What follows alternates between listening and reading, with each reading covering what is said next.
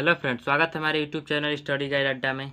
आज के इस वीडियो में कक्षा 12वीं हिंदी व्याकरण में अलंकार पढ़ने वाले हैं, जो हमारे बोर्ड परीक्षा में 2 अंक में पूछे जाते हैं। तो अलंकार की परिभाषा पहले जान लें। तो अलंकार की परिभाषा होगी, कविता का शोभा बढ़ाने वाले तत्वों को अलंकार कहते हैं।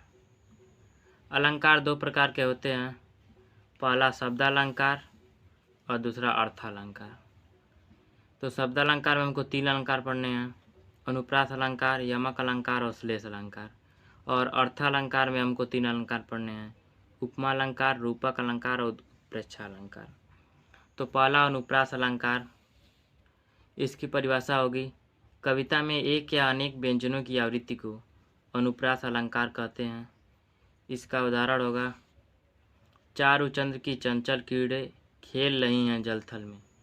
पहले पंक्ति में च और दूसरे पंक्ति में ल, व्यंजन की आवृत्ति से यहाँ पे अनुप्रास अलंकार है।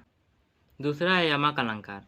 इसका परिभाषा होगा, कविता में कोई शब्द 2 या 2 से अधिक बार आए और हर बार उसका अर्थ अलग अलग हो तो यमक अलंकार होता है। इसका उदाहरण होगा, काली घटा का घमंड घटा, नभमंडल तारक वृंद खिले। तीसरा है श्लेष अलंकार। इसका परिभाषा होगा, कविता में कोई शब्द एक ही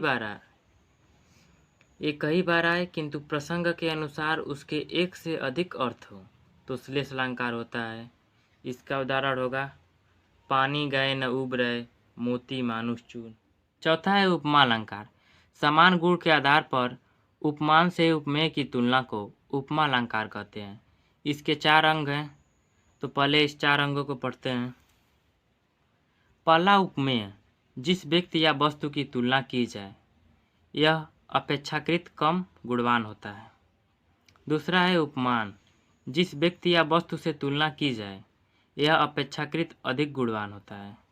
तीसरा है सामान्य धर्म, वह गुण जिसके आधार पर उपमेय की तुलना उपमान से की जाए। चौथा है वाचक शब्द, तुलना को बताने वाला शब्द सा, सी, से, सम, सरिस, सो, यही इस अलंकार की पहचान है। इसका उदाहरण होगा, पीपर पास सरिस मंडोला।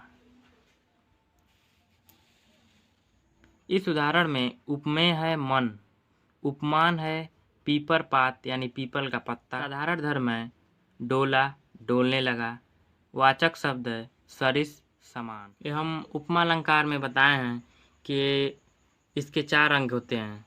बस ये समझाने के लिए, ये परीक्षा में नहीं पूछे जाते हैं। बस इसको पढ़ के समझ लेते हैं कि उपमान क्या है, उपमेय क्या है, सामान्य धर्म और वाचक शब्द क्या है। ये परीक्षा में नहीं पूछे जाते हैं। पांचवा है रूपक अलंकार।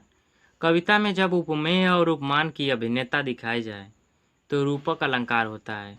उदाहरण, चरण कमल बंदो हरिराई। छठा है उत्प्रेक्षा अलंकार। उपमेय में उपमान की संभावना को उत्प्रेक्षा अलंकार कहते हैं। इस अलंकार में मनु मनहु मानहु, मानो जनु जानो जानहु, जो जान पढ़ना आदि संभावना सूचक शब्द होते हैं। इसका उदाहरण है, नील परिधान बीच सुकुमार, खुल रहा मृदुल अधुकुला अंग, खिला हो जो बिजली का फूल, मेघ वन बीच गुलाबी रंग। तो इस वीडियो में हम अलंकार पढ़ें जो हमारे बोर्ड परीक्षा में 2 अंक में पूछे जाते हैं। यदि आप इन 6 अलंकार पढ़ के जाते हैं बोर्ड परीक्षा देने तो आपका 2 अंक पक्का है। यदि आप हमारे चैनल पर नए हैं तो हमारे चैनल को सब्सक्राइब करें, वीडियो को लाइक करें। धन्यवाद।